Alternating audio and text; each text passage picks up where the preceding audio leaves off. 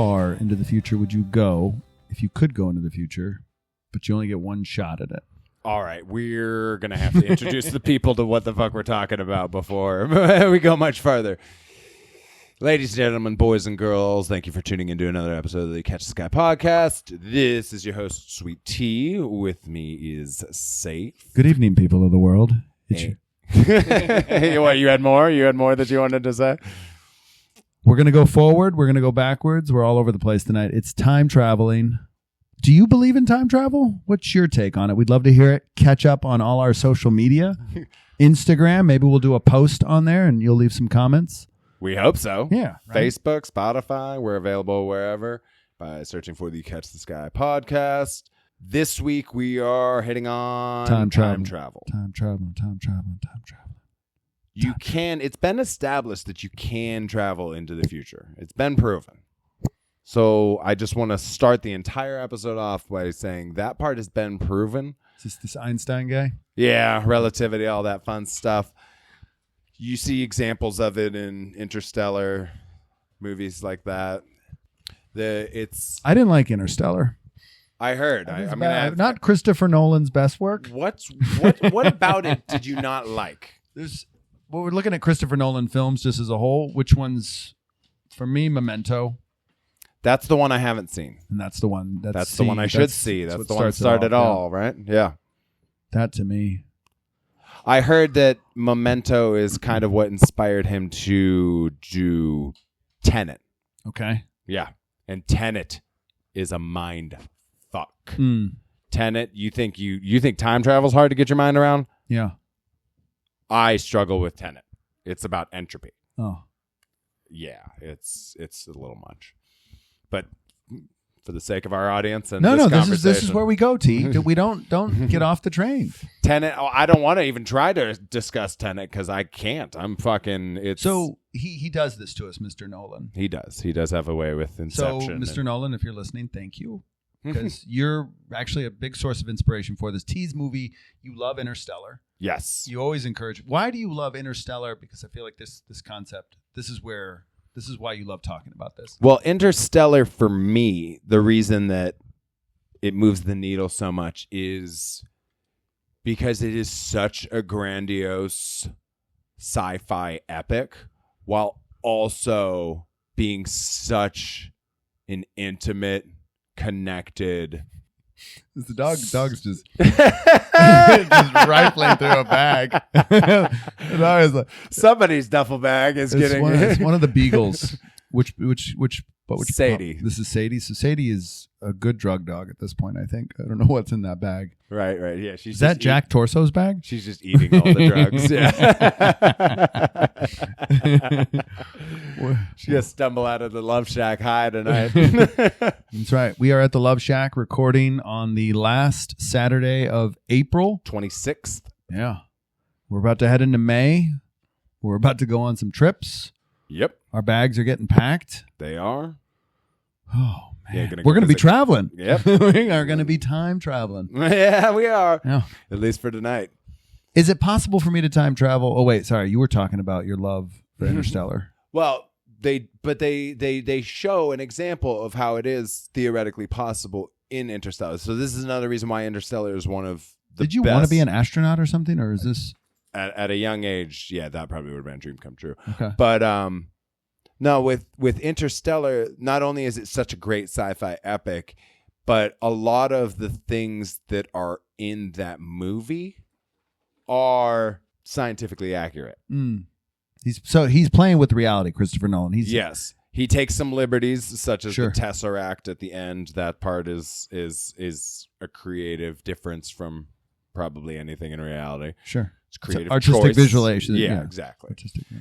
But the scenes that I want to focus on for this conversation, or at least as they relate to this conversation, are the ones that, like when they go down to the planet and there's the huge tidal waves and everything, and they only spend a couple hours down there, and then they go back up to the space station. Yeah. And ruins everything. They get right. That's where we first learn about the change in time. Right. And that's when I don't know if you remember the line, but Anne Hathaway also says, from from here, the perspective of this point in space-time, the person whose wreckage they found, that probably only happened moments before they got there. Right. But it was in reality, or at least from our earthly view of reality, was years. Yeah. Years. So that's why when they go back to their spaceship, the guy that was waiting for him is like 30 years older or whatever. Yeah. It's because, space, he was going through space. What is... Now she's going through one of the cupboards. She was in a bag. Now she's in a cupboard on the bottom shelf. I'm kicking her out of here. She's going to get wrapped in cords and wires. Just her. As I was saying, I just don't think Interstellar is a very good movie. But for me, it's Matthew McConaughey that I guess I buy it. The corn farmer. Oh, yeah. All right. Yeah, but he... Okra's no good, apparently. That's my issue, is that I wish okra had succeeded over corn. Maybe. Yeah, because corn has no nutritional benefit. What the fuck? Tastes delicious, though, doesn't it?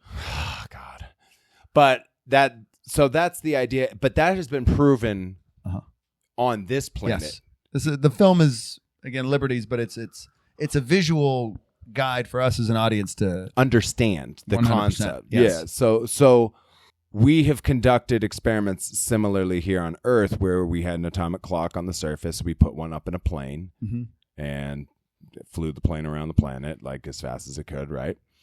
And depending on which direction they flew, the results varied relative to the clocks on the ground.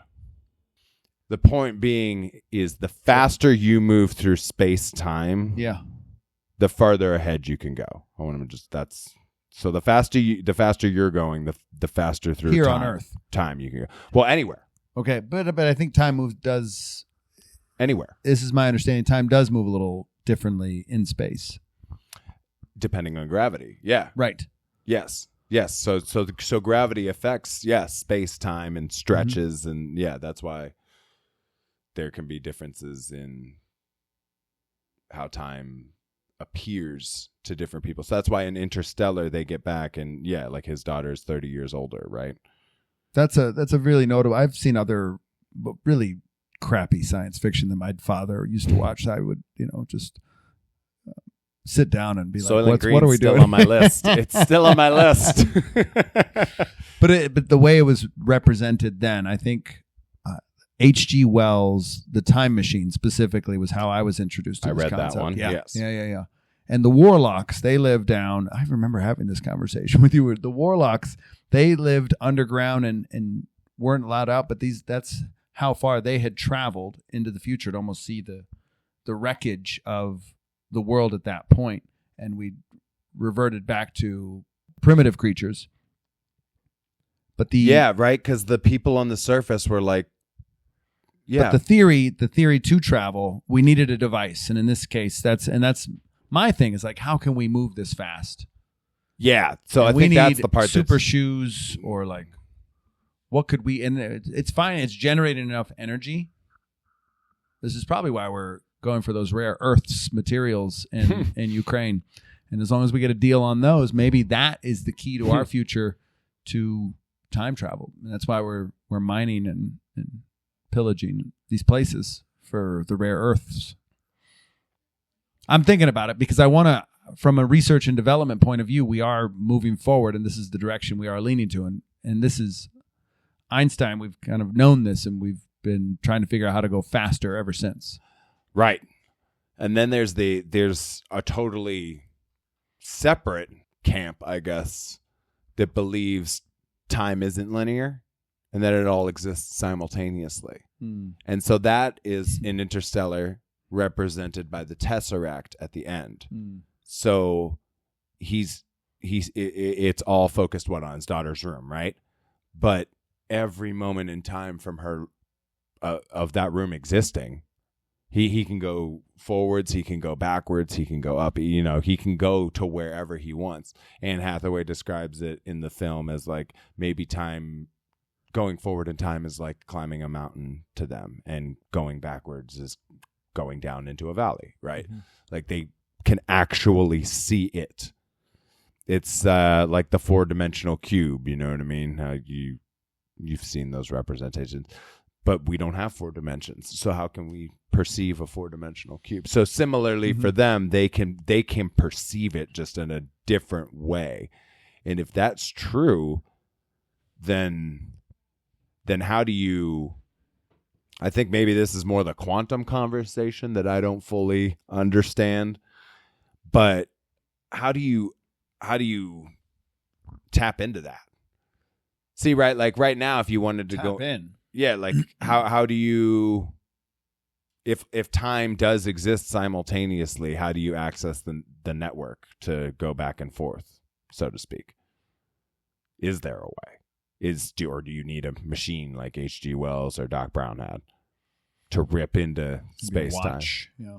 So like that's what I envision in Back to the Future when Star Trek was a watch. When they hit 88 and there's the big flash, you know, all the lightning and everything.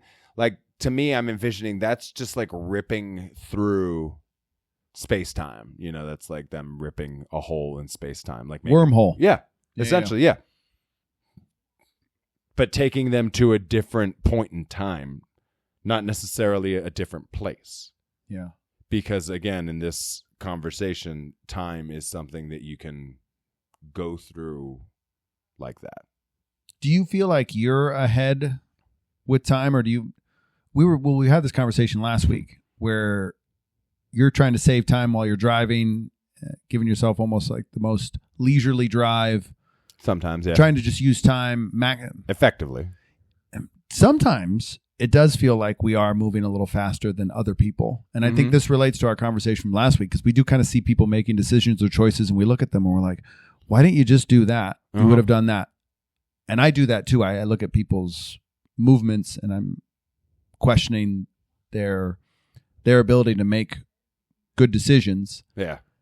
And then I always hate it when I fall into one of those snafus where I lose. Yeah. You're on the receiving end. Yeah. Somebody's looking at you like, the fuck is this guy doing? And I'm I can't even explain or justify. Yeah, right. But sometimes I do feel like I understand what you mean by being able to, we are time traveling currently in that form. We're using time to the best of our ability. We're maximizing our time here on the planet. That goes back to like the first conversation we had about time, though. Like, how do you perceive it, right? The 15 minutes, you know, how do you value 15 minutes? That question. That goes back to that, you know, and are we using it the most effectively, right? But kind of in that vein, imagine you were, some people might be able to understand it better like this, like the Flash or Quicksilver from X-Men or something like that. And you can you can accomplish 50 different tasks in the time that it takes a person to do one. But that's just because you're moving so much faster, right? The time it took you to do that task from your perceived reality is possibly the same amount of time. You know, the amount of time it takes to tie your shoes might be the same, but since you're moving so much faster, it doesn't take as much time.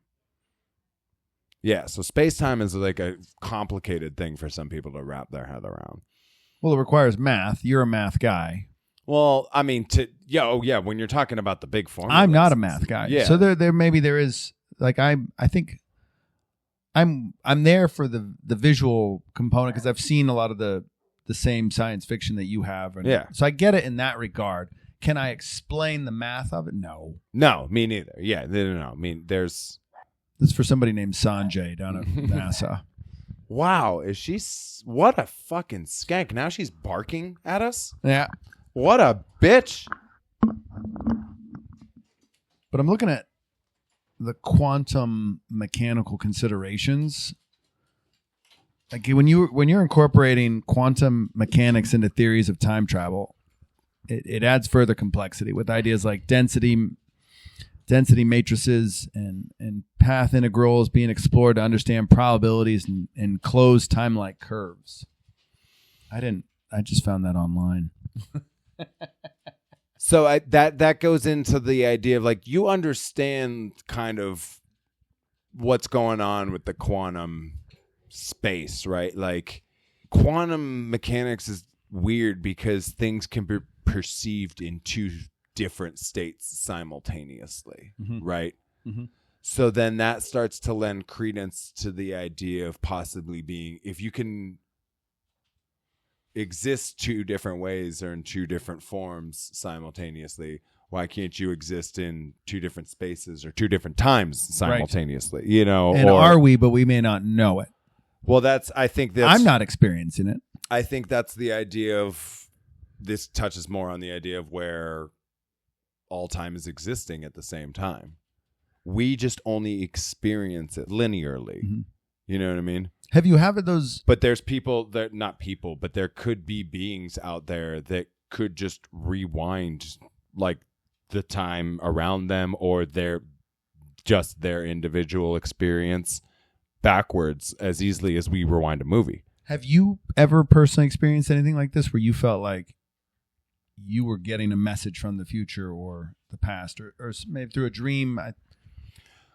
No, well, that could be a whole, that could inspire a whole separate episode, because I'm not necessarily into like psychics, you know, like people that claim they can see the future. But I've had so many personal instances of really, really weird shit go on that I can't even describe to you, that it becomes a little bit, deja vu doesn't seem to answer what just happened. You know what I mean? And is deja vu a form of? It could be. See, again, if it's all existing simultaneously, then you having a dream from the future isn't crazy, because the future's happening right now. Right. So, like, is it possible that your neurons are just interacting on some sort of quantum level? Yeah. That you're, instead of them firing in the present, you're perceiving the ones that are firing in the future. Mm-hmm. That's a very interesting thing to think. I think what always gets me is that this conversation is only even possible through the magic of physics, and physics is actually probably not that hard to figure out once you get into it. But for most people, it's perceived as it's a big shock, like, oh, it's physics, I can't mess with quantum physics, right? Yeah. It's just by definition, it intimidates people. Man, that's the psychic stuff. I could really. Whew. I had an example recently where I was talking to my sister about like some bands I saw or whatever, right? Mm-hmm. And I went to share a YouTube video with her by one of those bands. Mm-hmm. And for whatever reason, the video playing was the correct song and everything by the band that I had typed in. But and I screenshotted this, so it's irrefutable. Okay, I wasn't going to refute anything. No. I'm just saying this is actually one. Now of those I am things. actually. This is actually one of those instances. Yeah. That's it. but the title was from one of the other bands or whatever that me and my sister had been talking about. Say we were talking about like Blink-182 and Green Day or something like that, and then I went the band in this situation. And then I went to share a Green Day video with her, but it had the Blink-182 information below. Like it said that this was like Blink-182, all the small things. But the video that was playing was American Idiot. Those aren't the songs, but that's an example of like, what the why is YouTube fucking up right now? And how are they fucking up in the exact way about the exact things that I was just discussing with my sister earlier that day? Like, this isn't targeted advertising. It was showing two different things simultaneously.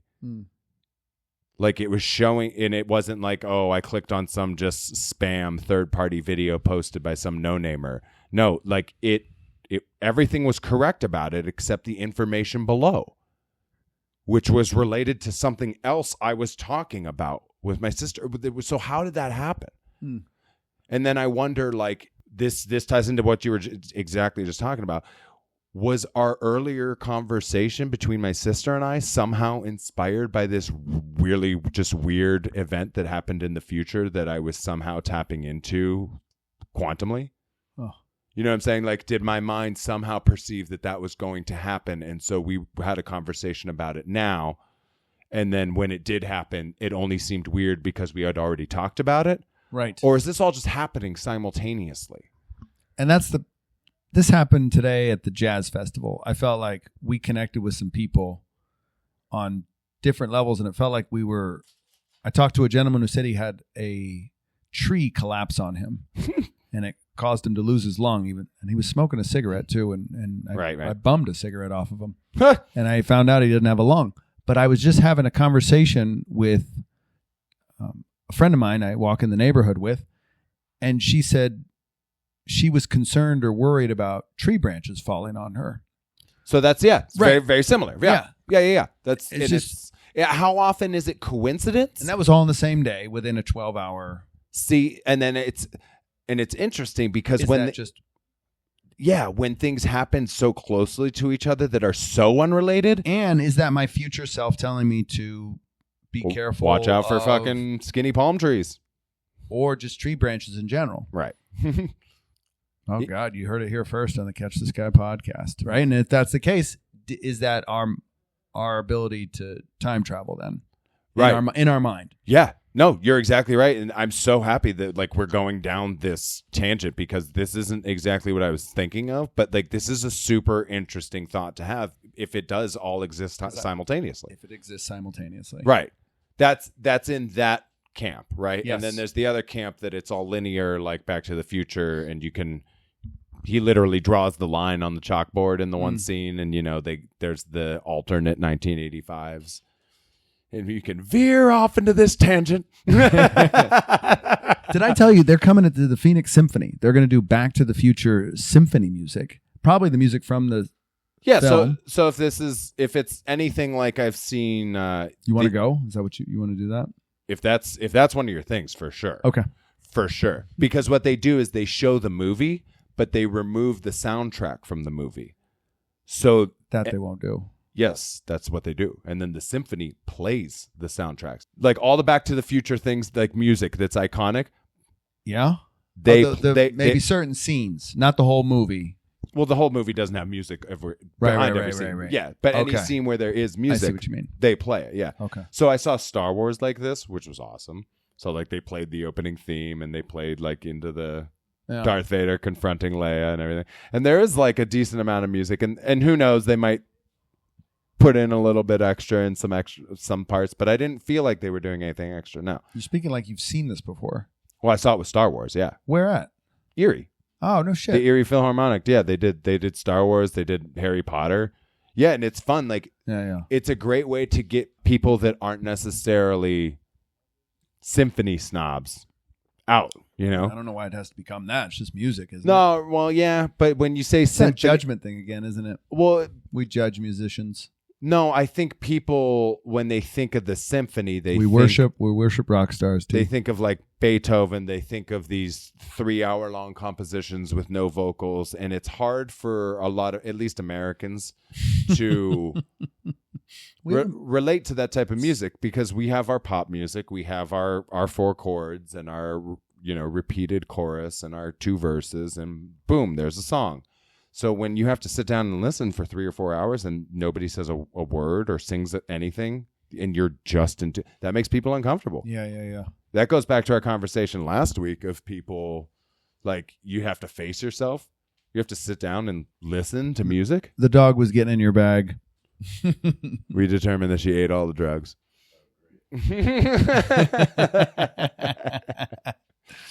Maybe that's why she's so chill now. Look at her now. Yeah, we'll be done in 5 minutes.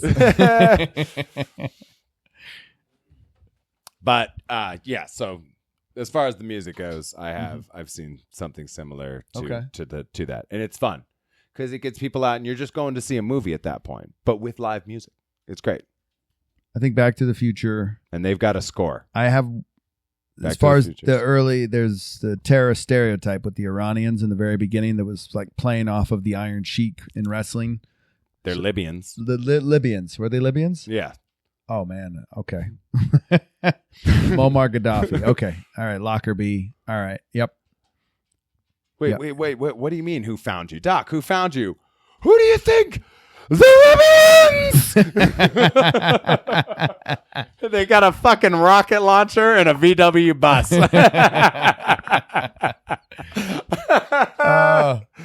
That's my favorite movie ever. Hey, bubbies. It's one of the key cultural stereotypes, and that people who study this stuff will point to and be like, see, they're perpetuating generalizations about a group of people that is unfair, simply because Muammar Gaddafi blew up the Lockerbie plane. The Lockerbie. He's getting plutonium. Yeah, he was getting plutonium. That's what, So it's just the perpetual, but all this guy was really doing is just trying to arm up to hang out with the big boys who have all the arms and who use those arms regularly and are sometimes revered as the real terrorist. Depends on who you ask, right? I always say, you can ask the fine people in Nagasaki and Hiroshima what their definition of terrorism is, but yeah, sticking the Libyans. It's the Libyans. They're the problem. They're the reason that the world is so messed up. They're the reason we don't have time travel. Yeah, goddamn. But at least in Back to the Future, they almost were. Almost. That's the energy matter we need in this instance. Was plutonium? Yeah, for the 1.21 gigawatts. Yeah. Okay. Yeah, they need the Where do we get plutonium? Is there like a plutonium plug? Is the same guy that gives fentanyl? And can they... Now we're getting into the rare earths. That rare earth, son. No, but I think it's probably a similar scenario. It's always energy, right? Everything comes back to energy and this, that, and the other. So there's a fire burning right now that's giving off energy. It's right in our eyesight. Right. But that's the conundrum with our modern understanding of time travel is we don't have enough energy to propel us far enough into the future that it would even be noticeable. Right. The closest thing we had was the atomic clock test that I described earlier in the episode. And that's similar to the... What film was that from? What? The one you showed me with the slow motion stopwatch. That he was running. Was that Time Stoppers? No, that was... that was a Marvel movie. It was an X-Men movie, yeah, so technically Fox. But yes. He had that skill. To move super fast, yeah. Mm-hmm. So there's a movie that I've referenced to Saif about 6 times today that he's never seen, so I don't know why I keep referencing it. But for those who have seen it, Time Stoppers. Mm-hmm. So it's very similar in the fact that I saw it, I just don't care for it. Yeah, they're moving. they have like a watch or something that lets them move super fast. Mm-hmm. The most helpful way for me to describe it is if when they were going super fast, they had 2 watches on. One for the reality that everybody else is still stuck in and the one that you're in. Mm-hmm. Because when you move super fast, you're stretching space-time. So 1 second for you is nothing to them. It's like 0.00001 second. An hour could go by for you. Whereas for them, it could have only been 30 seconds. Yeah. Right. And that's Time Stoppers had like a better visual effect. But I chose that one moment from X-Men because I feel like it was better. And I understood what was happening more. It's more current, right? And probably widely accessible. I think you said this Time Stoppers movie was from the 80s? No, I think early 2002. Something like that, yeah. Yeah, and I hadn't seen it in a while, so I didn't want to go rifling through scenes I didn't know. But it's the same idea, yeah.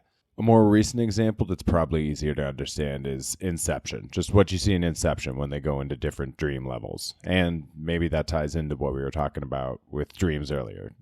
God, why didn't I just say that to begin with?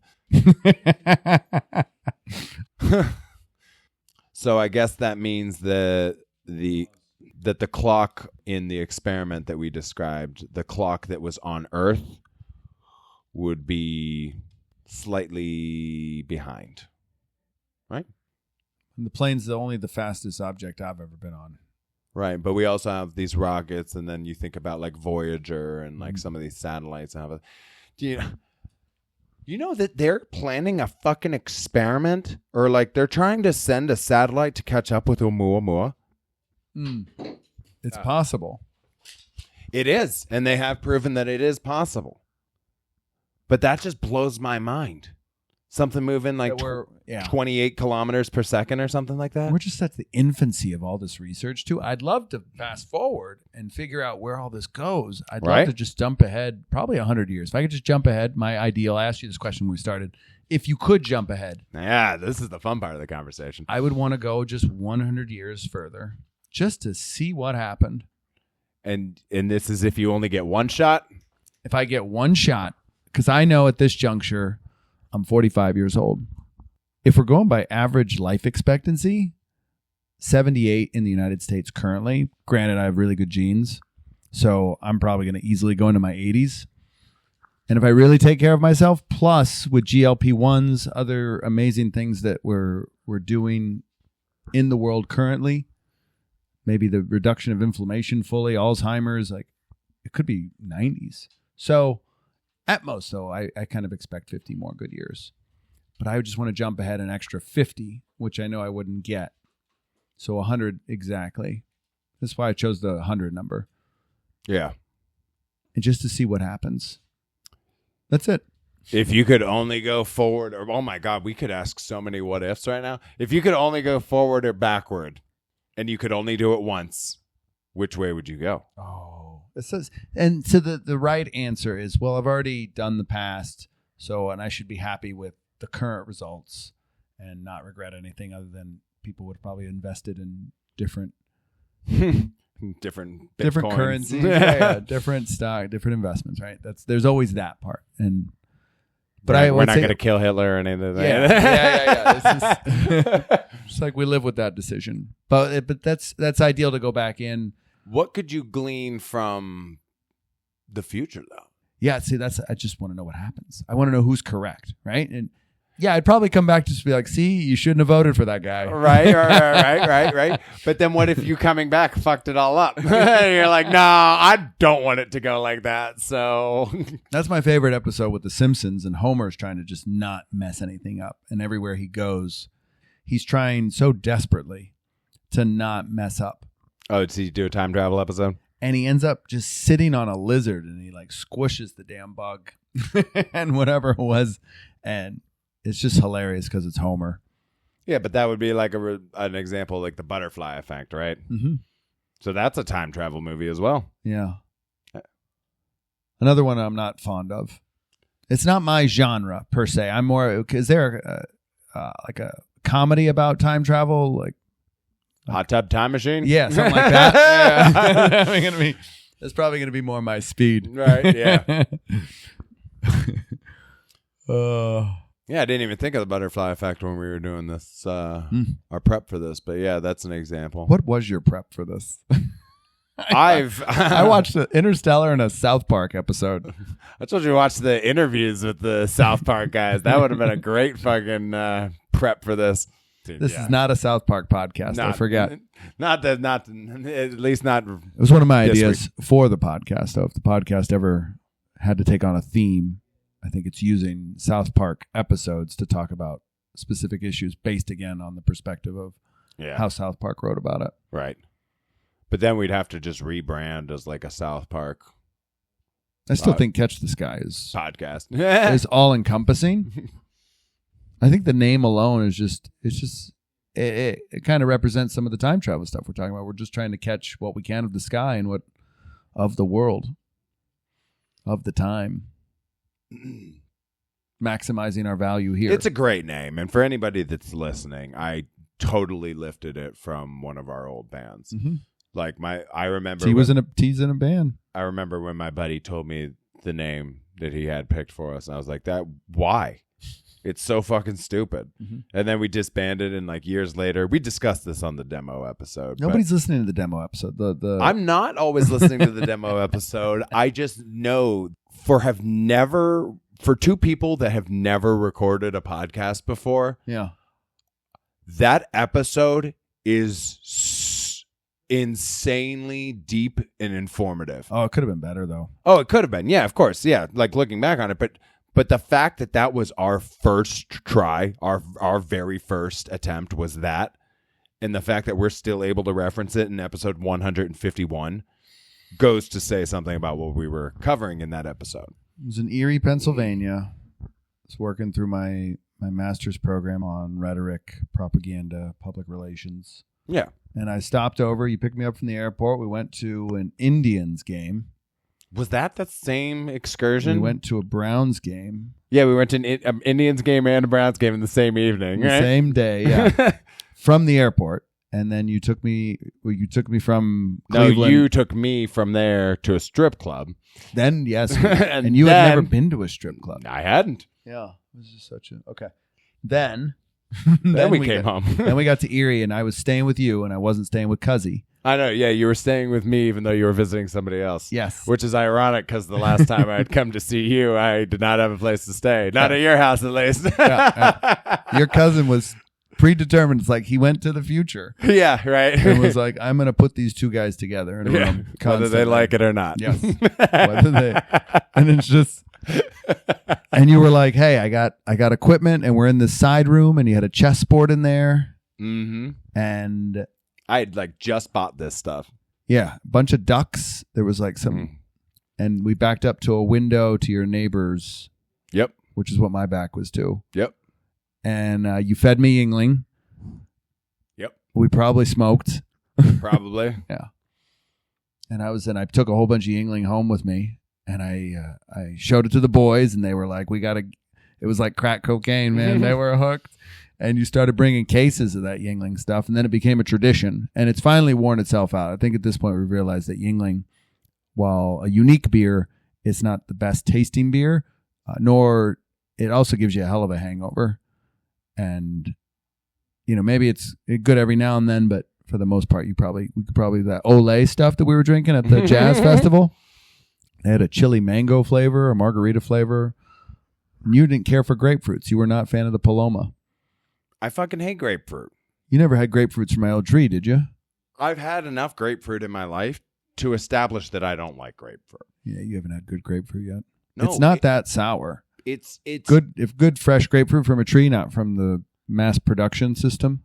I don't know what it's supposed to taste like, but nothing about it tastes good. Like it doesn't. Yeah, it's just not good. I also think growing up in Pennsylvania, you didn't have access to the same fruits and vegetables that we have down here in the desert. Yeah. Access to Mexico is key. That's why I love free trade. I like oranges. I like lemons. I like limes. I like that type of stuff. I love mangoes. I'm Keep not them gonna, coming. Yeah, I'm not going to eat a lime, but I love the flavor of it. I would love to get fruits from Singapore, for God's sakes, or India, and it's just sometimes these trade agreements get in the way of that.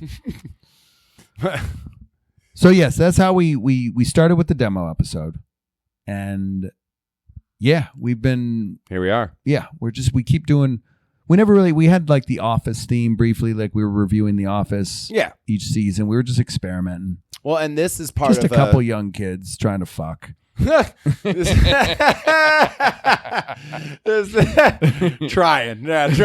new way, trying this, trying that. Well, this is part of we did those 2 episodes on time with Dick. Yes. And it's interesting.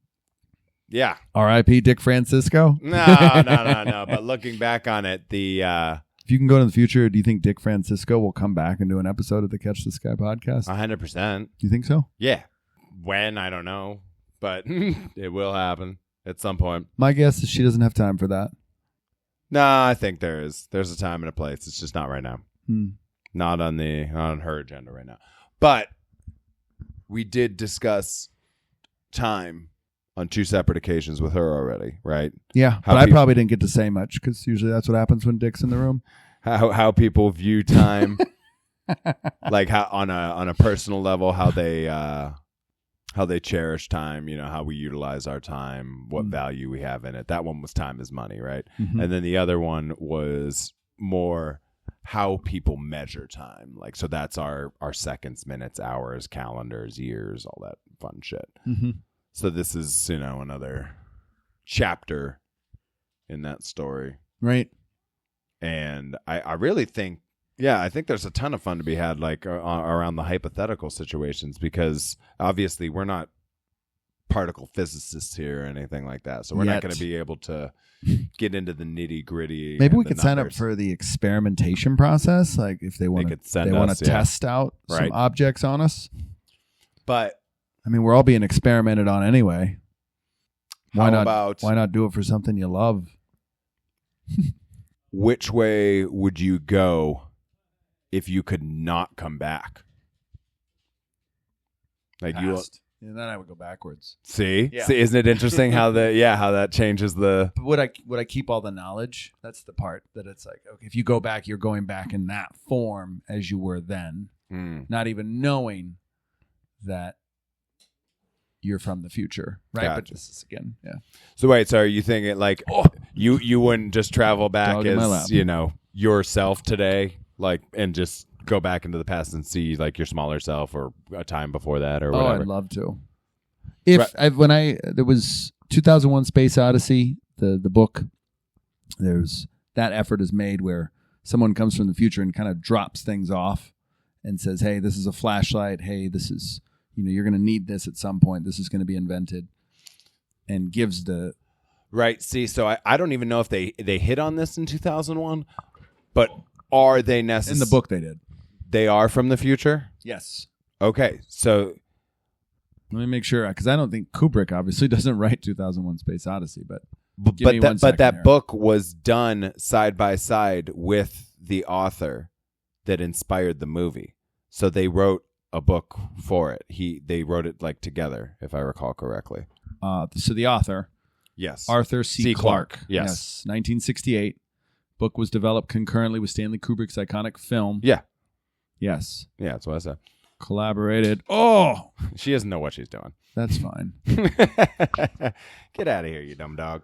The perils and promises of technology, especially artificial intelligence, the possibility of extraterrestrial life, and humanity's place in the universe. Also gets into human evolution as well. Right. I just don't know if they're from the future. So the mysterious black monoliths across vast stretches of time. So that's what inspires the apes to evolve. But they find it at different points in time. Right. Now, were they there the whole time and we just come across them? Because that's how it is in the movie. In the film, it feels they only get there once with the monoliths, but in the book, he's delivering goods and he has a conversation with him and he confuses the guy. He doesn't know what he's holding. He just takes the goods from him and just carries it back to his tribe. But he just kind of intercepts him and says, hey, here's some stuff that you're going to need for the future. Keep going, keep evolving. Got it. Yeah. Not in the So film. are they like, okay. Not in the film. So again, they can't cover everything. It's a book, right? No, but that opens up my mind to like that sounds more like some sort of portal situation or similar to Back to the Future where they're ripping through to different times. Not like Interstellar where they're simultaneously existing at all times, but maybe they are.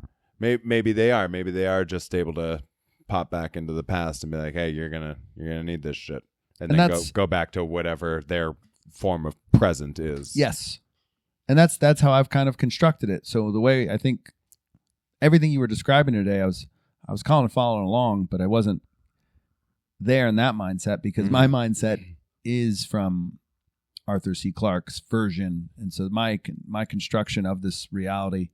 So that's, to me, it's very possible or very believable. So I do believe that we can kind of intercept ourselves, but I feel like those messages are sometimes sent through, maybe if I'm receiving different energy, right? And so we were talking about, because people come to Arizona to go to Sedona as an example, and they're looking for portals of energy.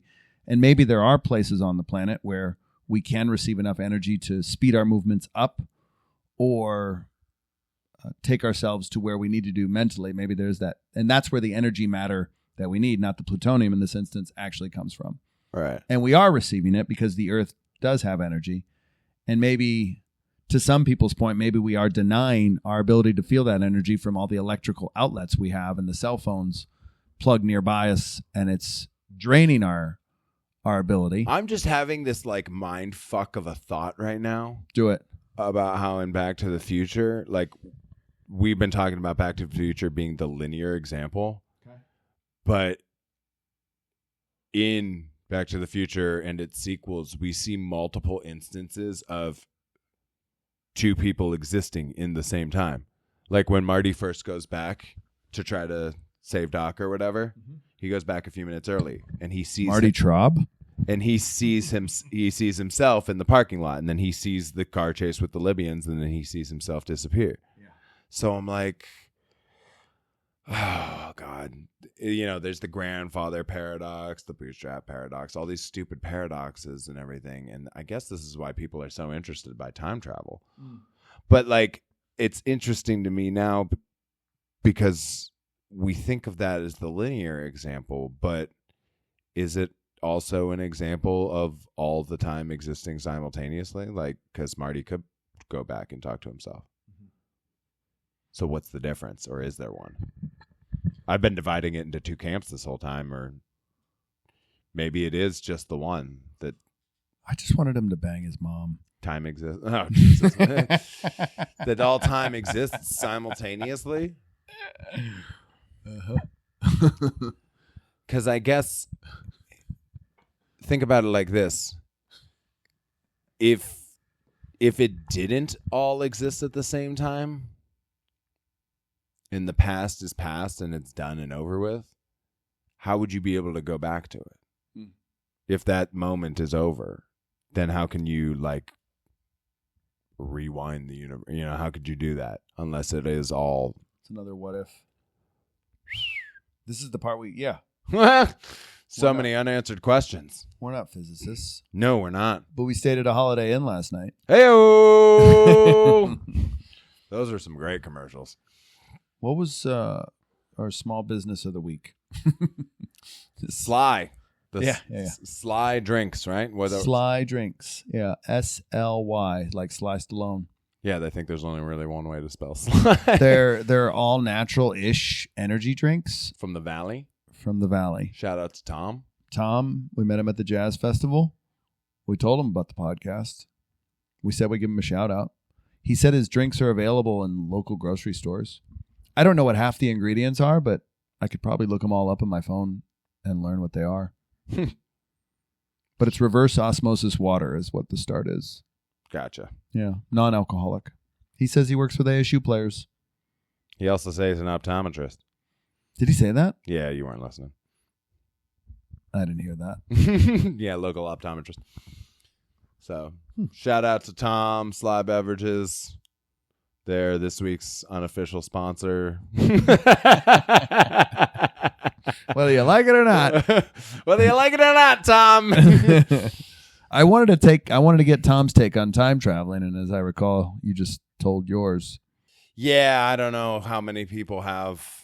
He was slinging beverages. Who knows how much time he had to sit around and talk shit. Now we're just gonna fucking judge him. Tom, thank you for Tom the optometrist. Thank you for your service and all the free samples. Yes, look this up. We didn't try the Orange Dream and Vanilla, where they're supposed to calm you down. Gotcha. Yeah, it's a hell of a beverage. And that's another. Did we bring that up at some point during our conversation? I feel like that happened. What if dreams are a way into the future or past? Right. If you allow it. So they say if you smoke weed, you don't dream. Or if you No, I haven't. said you have a bunch of electrical outlets next to you and they're on and they're sending different energy. I don't know. There's something about how I feel like when we went camping on the BLM land. Mm-hmm. There's something to me rejuvenating about that. Yeah. And I wonder if there's a connection there with the Earth's energy getting access there. But is any of this going to help us understand how to actually move through time or not? That's the problem. I think if it's finding the energy, and again, my argument is that the energy is embedded in the Earth and it can help us we just don't have go enough. faster. Yeah, but we wouldn't have enough. We like people have been trying to figure out how to move near or past the speed of light for. That's if you trust the people who have been trying to figure it out, not using it for their own financial gain. This is also under the guise that time is linear, because in that mindset where we need the energy, we're only going forward in time, right? Mm-hmm.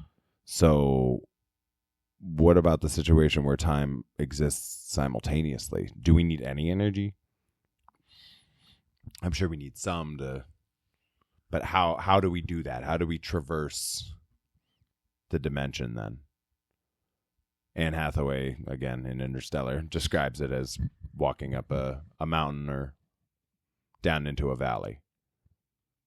But what would it look like for us, Or are we able to crack that code somehow? Is this the other 90% of our brain that we're not using?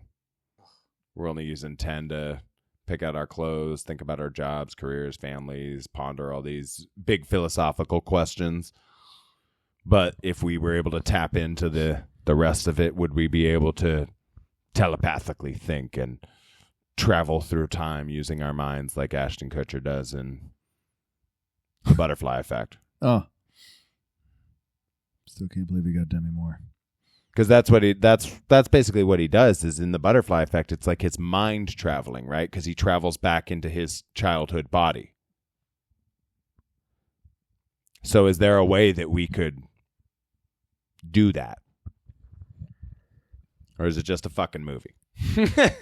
Well, again, a movie based on an idea. The end that are influenced through the culture, yes. And some of it, ideas shared from people who have a better concept or better grasp of that information, and they can spin it and write it. Yeah. And it ultimately helps frame our reality. Yeah. And that is the power of the narrative. So beautiful. Sometimes the movies you choose, though, are just like, it's like, oh. Oh, yeah. Yeah, we all got different tastes. Yeah, this is true. But there are only time travel movies as well. The way we go forward with this, if we wanted to, we could read more on the subject. We could find the physicist papers who are researching this process, because we know there's people working in the science community who are actually working on this stuff, and we dehumanize them because we're against progress, or we don't like the way they're going about their research. And I don't think there should be any limits on what we should be able to learn. And I feel like there's some nonsense happening in our world that's becoming anti-education, anti-science, anti-progress. Yeah, the powers that be don't want smart people, but they're still going to need the smart people to work for that. Like, they're going to need some smart people to work for them. Well, it's always this idea that people in academia or people in the scientific community are out to get you. They're just trying to, and I guess you trust the pharmaceutical industry. And the answer is no. We're over here in the no camp, but I want it regulated and I want to progress. That's what I want. And I don't think regulations are too much to ask, but I don't want to stifle or stop science research because I have some ethical or moral concerns with some of the stuff. And so if we're time traveling, I want to be, let's keep moving forward with that. If we're fixing inflammation, let's keep going with that. Whatever it takes. You don't want any human ape hybrids or any of the Nazi experiments or anything? But I'm also into that too. So if we can create humans that can time travel, I'm for that research. Any means necessary. Right? It's just like what else are we doing? It's true. I know. Yeah, it is. That's always a very just more true crime content, gray area, right? Yeah, right. Exactly. It's a very gray area when it comes to scientific research and where do we draw the line, right? I'm against true crime. No. Gabby Petito? Gabby Petito, right? Yeah. Petito, yeah, we're all in. Or no, is it Petito? I don't know what it is. Yeah, but the like both these beagles sitting right here. They're both supposed to be test subjects, right? I knew it was coming, and it should come. They're. You have two beagles who were saved from a lab in the East Coast. Mm-hmm. But as I always, again, when we get into these, would you rather, who amongst us humans would you step up and be researched on? So exactly, are you people, if you guys care so much about animals, but as I understand, artificial intelligence, not the large language model stuff, but they're able to develop human-like conditions, human-like organs, human-like skin to test products on, and genetically modified humans. And is that better than live beagles? And if we can go in that directions completely, I think that kind of solves animal testing. How do we get this idea applied to the time travel scientists? How do we get them this funding? We fund it by buying stock in it. Instead of Palantir, you buy, just like I want to invest in beans, we got to invest in things that we believe in. So if there's research that what company today is working on time travel? That's the question. That's a great Google question. All right. Now we're getting somewhere. What companies currently work on time traveling technology? That's how I'm going to ask my question. No current time travel companies. God damn it. That's actually really funny. That's actually really funny. Lack of empirical evidence. Shit. No credible evidence to suggest that time travel has ever been achieved by an organization or individual. Oh. I guess that's what I was saying earlier. Energy requirements to manipulate space-time are astronomically high. We lack the fundamental science and engineering to even begin to explore these possibilities practically. Well, shit, T. Maybe we got to start that company. Yeah, it's looking like it. Or we start taking money on behalf of this. Like, it's like we're going to cure cancer and we just take people's donations, but we only give 10% to... Yeah. Isn't that how all startups work? Yeah. Well, that's our NGO right there. And we'll just keep 90% for ourselves. Yeah, we're going to become a time travel startup. With more marketing and promo. Well, yeah, because everybody loves time travel. Yes, and invest in the possibility. And this is we like can the say the AI hype stuff we were listening to earlier, right? We're just going to time travel hype. We're just going to hype everybody up. Yep. Get our billion. Save the future. And peace out. Save the future. And then file for bankruptcy. Mm-hmm. Perfect. That's a game plan. Well, I don't think we'll have solved time travel, but I think we'll have solved our retirement plan. I think we can find interesting people who are interested in that scientific research. Yeah, and we could dig around and we could use them as tools or props. We could talk to them we could have a few meetings or Zoom calls, and then we could file for bankruptcy. That's it. And then we will be rich. We'll be more knowledgeable on time travel than we are. Rich is relative. As of this episode. And yeah, I'd say we could retire. Yeah, we wouldn't have to work anymore. That's if it was successful. A successful NGO. We need like a We Are the World video or something. Maybe we get Bob Dylan in on that. Get everybody to donate. We are the world. We can do it. We are the future. I still think it might be a worthy endeavor to invest in time travel.